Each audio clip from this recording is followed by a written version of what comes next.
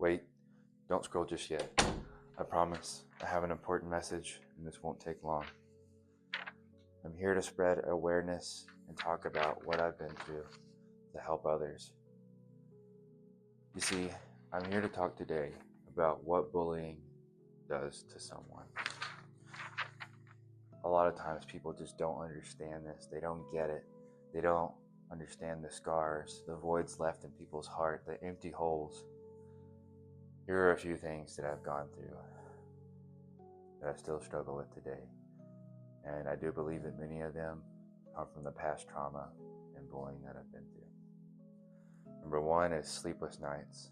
I really struggle to sleep. I have nightmares a lot of the times about things that's happened or just racing thoughts. I have worsening OCD that I didn't come to terms with or really understand that I had until I was probably in my 20s. I can't remember massive chunks of my childhood, years. I've blocked it out. I can remember very select memories, or maybe if someone brings something up, but that's about it.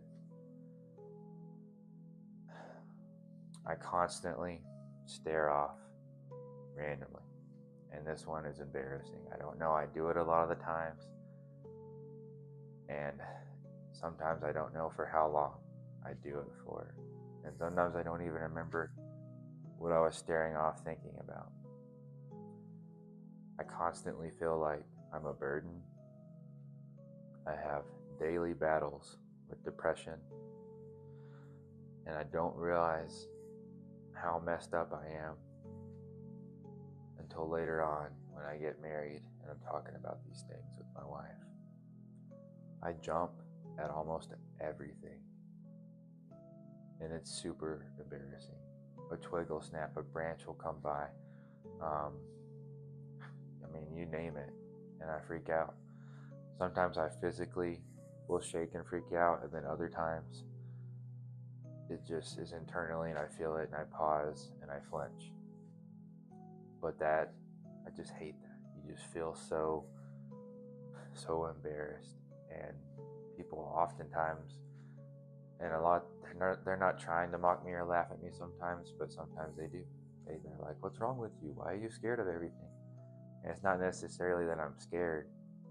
My nervous system is just so broken, so messed up, that I'm just used to having to always be in this fight or flight mode, always ready to run.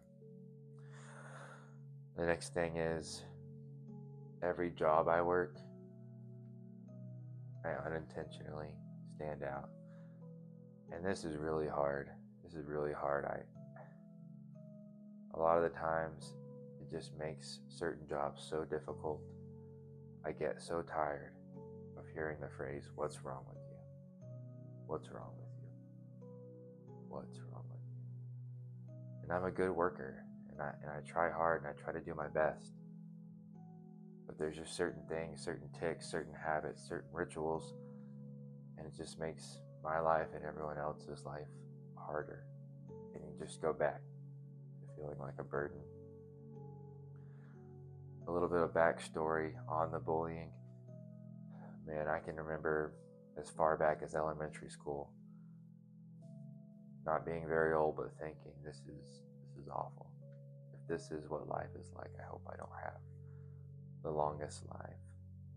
And I also remember just how cruel, how insidiously cruel that kids can be sometimes. It's, there's times today where I hear my name and I jump or I freak out, and I constantly think about changing my name just so I don't have to hear it all the time. I'm used to associating my name with, here comes an attack, here comes someone to make fun of you, here comes a time where you're going to have to fight or flight. And to this day, even when my wife says my name, it slightly triggers me, and I'm not trying to be the most super sensitive guy, but that's how bad it was.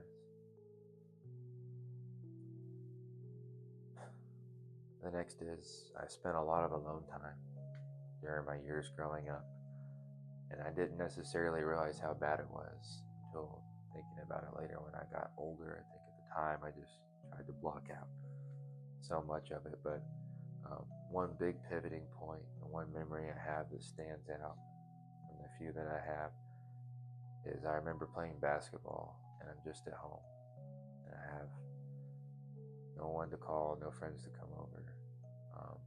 My siblings are all gone playing with their friends or they have something to do, but my mom just comes outside and she's holding back tears and she looks sad, just checks on me how I'm doing.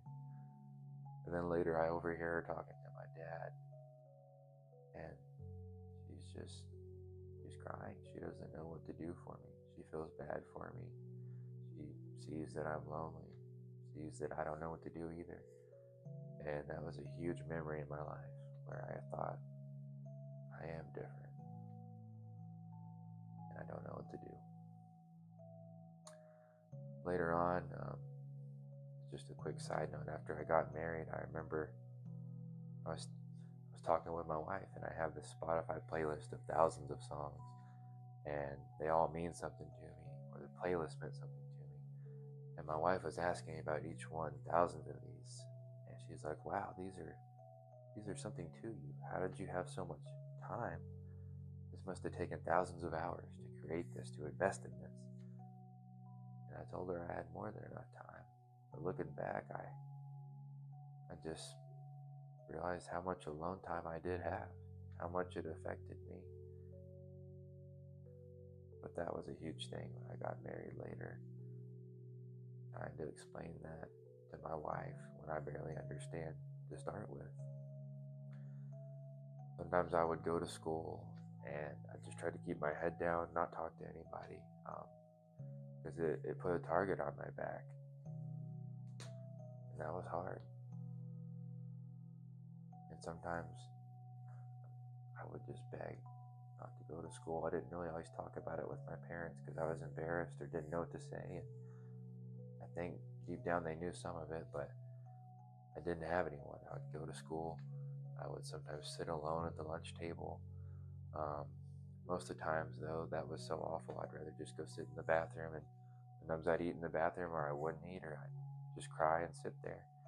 And then there were some good days. I had a few people that they'd let me sit by them, and I didn't really join in much in the conversation, but that was something.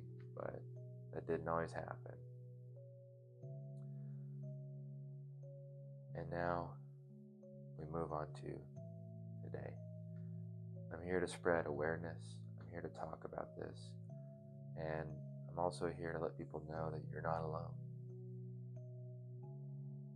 One goal of this channel, of this account, is to help people get through this, to build a community, to have a support system.